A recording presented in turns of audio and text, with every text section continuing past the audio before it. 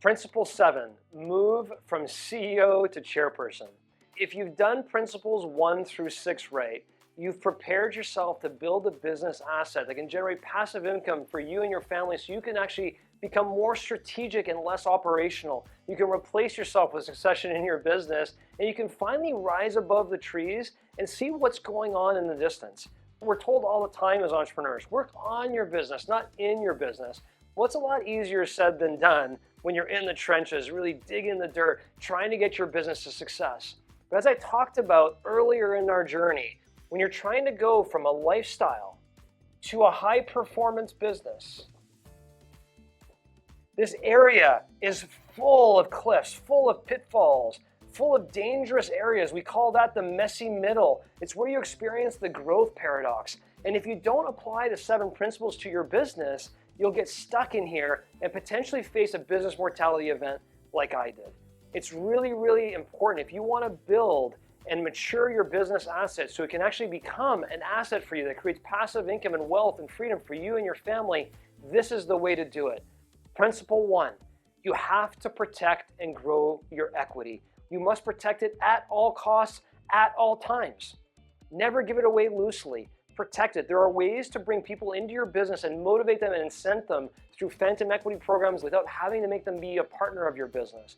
Never dilute your equity. Buy more equity. If you don't believe in what you're doing, go do something else. But if you believe in what you're doing, invest in it. Grow your equity percentage in that business. Grow your equity value in that business, because that is ultimately the vehicle to which you'll create wealth through your business. Principle 2, build your own capital. You cannot grow faster than your company can afford to grow. There's something called the self-financeable growth rate. If your self-financeable growth rate says you can grow 5%, you can't go growing 50%. You need to actually increase your self-financeable growth rate, and the way to grow that is by generating net operating cash flow and measuring how much cash flow your business generates. Revenue is vanity, profit is sanity, cash is king and queen. You need to know how much net operating cash flow you generate and do everything possible to build more capital, build more cash flow, so you don't have to go hat in hand to financiers, bankers, investors, which will ultimately dilute Principle 1, protect and grow your equity. Principle 3, reinvest smartly. If you don't reinvest smartly and you reinvest carelessly, and believe me, I have done that, it will affect your ability to build your own capital. It will affect your ability to protect your equity. You must reinvest smartly in your business, slowly and strategically. Hit your core capital target, have cash reserves, be debt-free, and then slowly but surely expand your operational capacity, build your sales and marketing and the products and services that really drive your business, potentially diversifying into new business segments, maybe even go to mergers and acquisitions. But you must do it smartly and wisely with one purpose. Your purpose of reinvesting in your business is to grow your net operating cash flow so you can build more capital and you can protect your equity. Build a culture of entrepreneurship. If you do 1, 2, and 3 properly, but you don't do number 4, well, guess what? You're going to continue to be a slave to your business in perpetuity. You have to build a team that will someday run your business, and you might be surprised. The best person to run your business may not be you. It may be an entrepreneur that you develop and mentor through your business. Who are you mentoring today? How many people are you mentoring within your business? Are you managing them, leading them, or mentoring them? Build a culture of entrepreneurship where people can flourish and be a part of the business. Give them an opportunity to participate in the equity value appreciation of the business. That is how you'll build a culture of entrepreneurship. Principle 5, protect the house.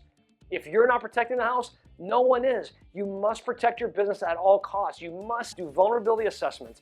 Surround yourself around the table with the advisors that you can look in the eyes and they can tell you point blank where these decisions are good decisions or bad decisions. If you don't have 5 or 6 people around the table guiding you, you could be in trouble. Being an entrepreneur is a lonely job. Pay for the advisors that are going to give you the right advice, and make sure that you bring on the people on your team that you trust and that will look you in the eyeballs and tell you when they think you're heading in the wrong direction. Principle 6, access owner's liquidity. This game becomes a lot more fun when you can access the owner's liquidity that's within your business's balance sheet and slowly but surely move it over to your personal balance sheet and build the wealth that you aspire to build. But there are ways to do that in tax-efficient manners that work for you, work for your employees, work for the company, work for everybody, and ways to do that in inefficient manners that just sucks the oxygen out of the business where you have a hard time growing. And then there's last but not least, move from CEO to chairperson. Did you become an entrepreneur so you could actually be a slave to your business?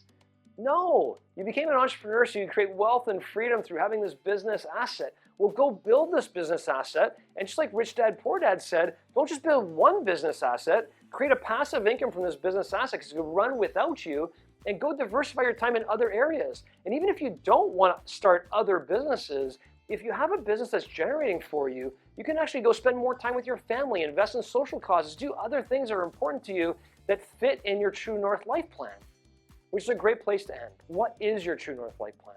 What are you trying to accomplish in life as an entrepreneur?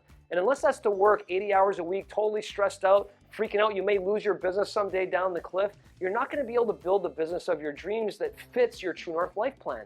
Know where you're centered. Know what you're most passionate about, what you can be the best in the world at, what drives your economic engine, and know what your one thing is. What are you trying to accomplish ultimately in all segments of your life? What are you trying to accomplish in the next 10 years, next 3 years, next year, next quarter, next week, today, this hour, and go do that. And align your True North life plan with your strategic business plan that really focuses in on accomplishing these 7 principles of entrepreneurial success.